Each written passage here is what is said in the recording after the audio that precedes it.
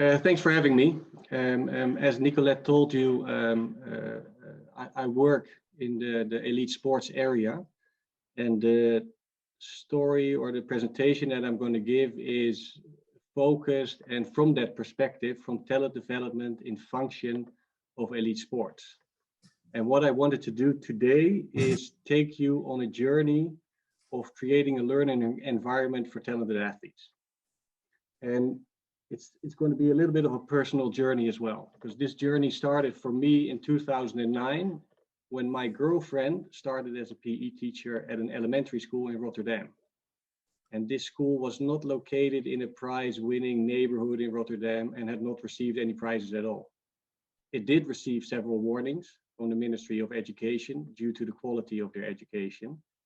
And another problem was that the number of children applying to the school was declining each year, and it wasn't a big elementary school to begin with.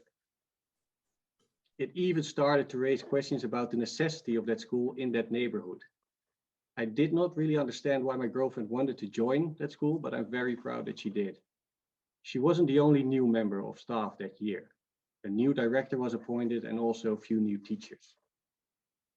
I, of course, only followed the development from a distance. From that perspective, it was difficult to be as enthusiastic as my girlfriend because I could not feel or see what she was experiencing on a day-to-day basis.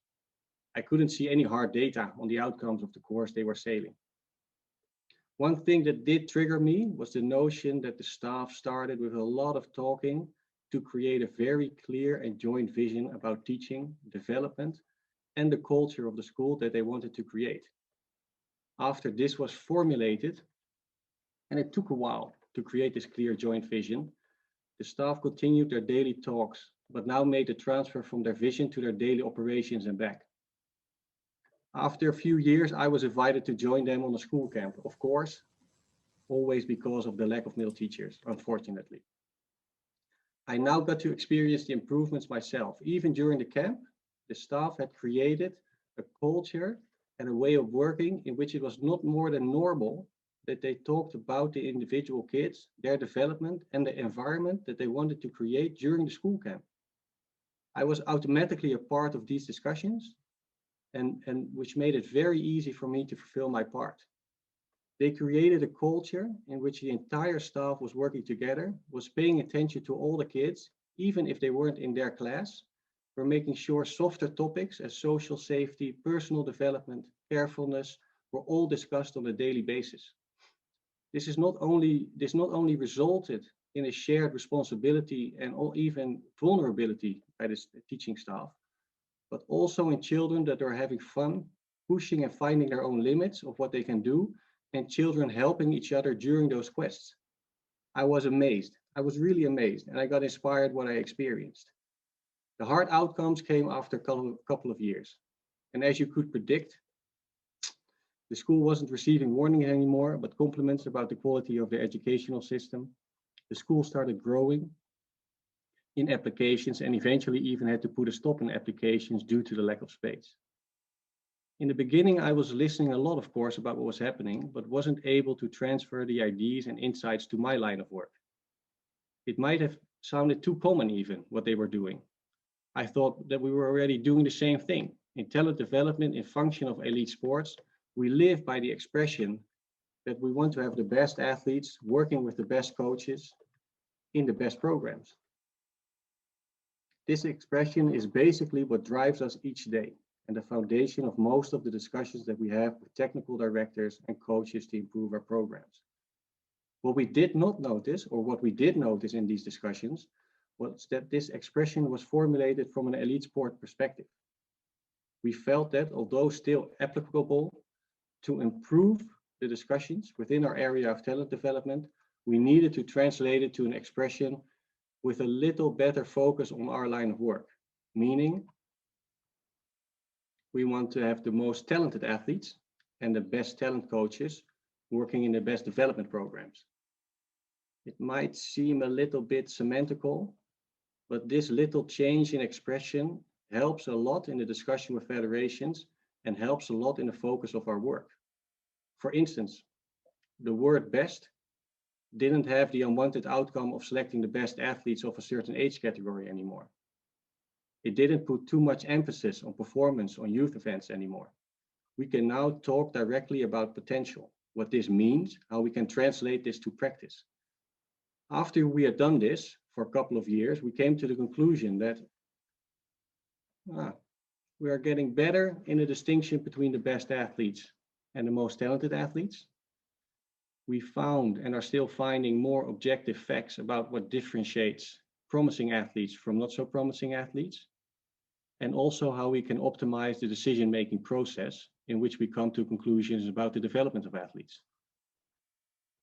We also found that we are having better discussions about the importance of a talent coach, what their competencies should be like, how we can develop, honor, and appreciate this line of work. We are not looking for the best coaches in development programs. This is a statement I hear frequently. No, we are looking for and developing the best talent coaches in the best development programs. This is still very hard because it's not common yet for coaches also in the Netherlands to develop themselves as talent coaches. But in our communication and financing principles, we are trying to put this function next to an elite sport coach and not as a stepping stone toward becoming an elite sports coach. We also found that we are getting better in what it entails to create a benchmark development program, on the hard figures that is, which means we have a better understanding and view of what development programs in and outside the Netherlands are doing, how we can translate this to our context. For example, the amount of hours they are training, the staff and qualities of the staff that are involved in the programs. We will never copy paste, but try to transfer the insights to our specific context. Thus, we thought we were driving, controlling, and pushing the right buttons to improve development programs. We had the key issues in place. But after a while in my current job as a performance manager for talent development, it struck me when I was walking around in the development programs. Talking about hard figures around athletes, competencies of talent coaches and the program isn't anything new. But talking about the softer facts, like the exact way a talent coach gives feedback and the influence this feedback has on the environment of the program. Doing this on a daily basis to make sure that it's becoming a part of our shared DNA is new. We made the mistake that we thought that the environment will automatically take the right form and shape by controlling these three buttons. But this isn't something that just happens. This is something that we have to create and pay attention to every single day. We need to create an environment in which people can develop in an optimal way. And we call this environment a learning environment. Not just for athletes, but for everyone involved in and around the program.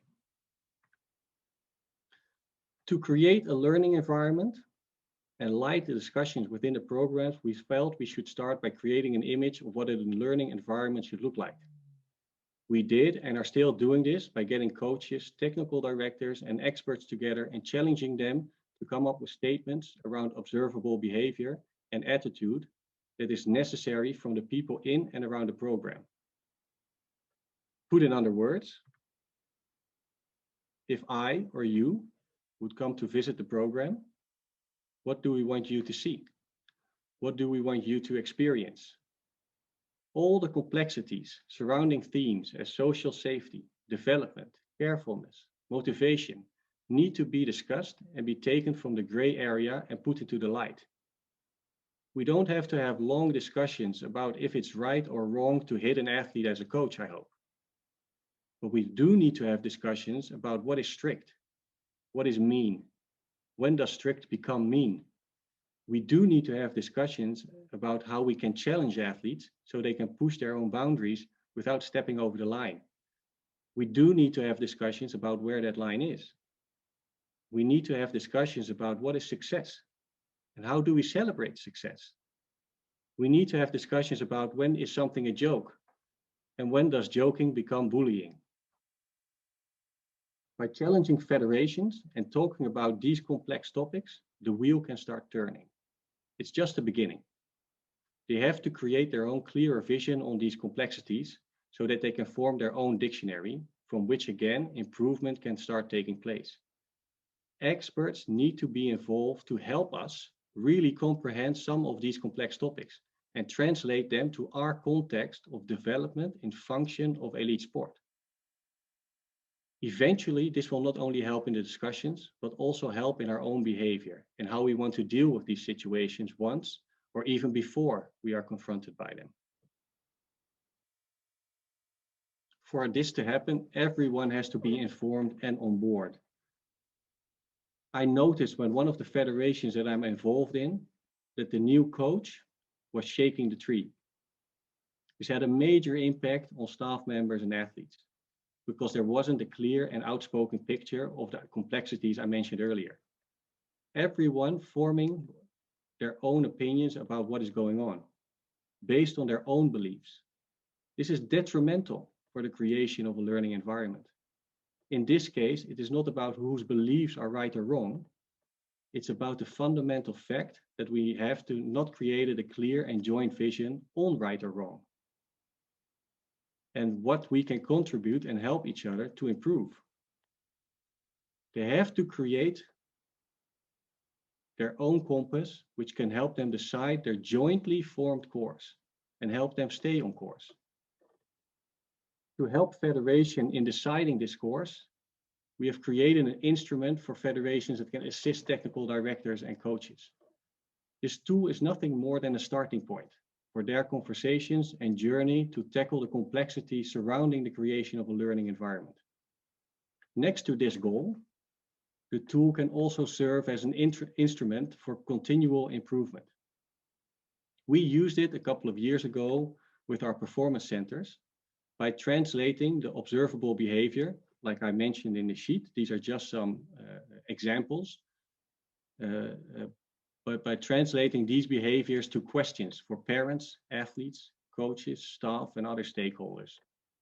For every behavior that we wanted to see in the ideal learning environment, we asked them to what extent they were seeing and experiencing this. This gave very interesting insights from and between all different perspectives.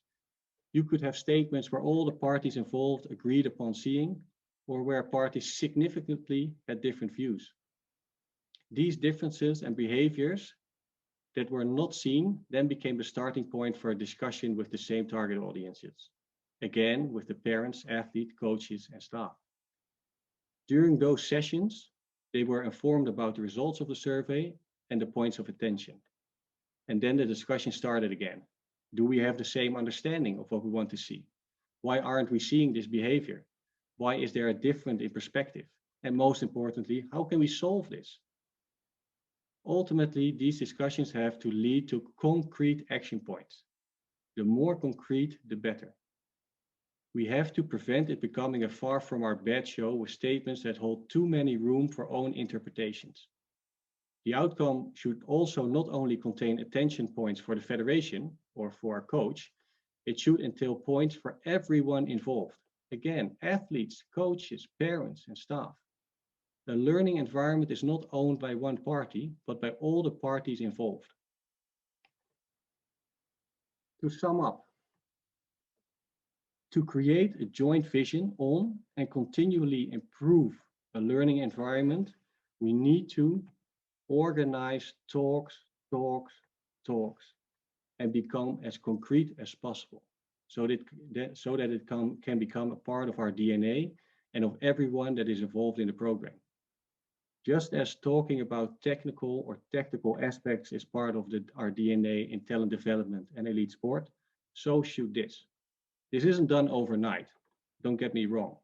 It takes a long time and a lot of talks, but the end result will optimize the development of our talented athletes in what I feel a much bigger way than another discussion about the perfect grip on your tennis racket. Thanks for your attention.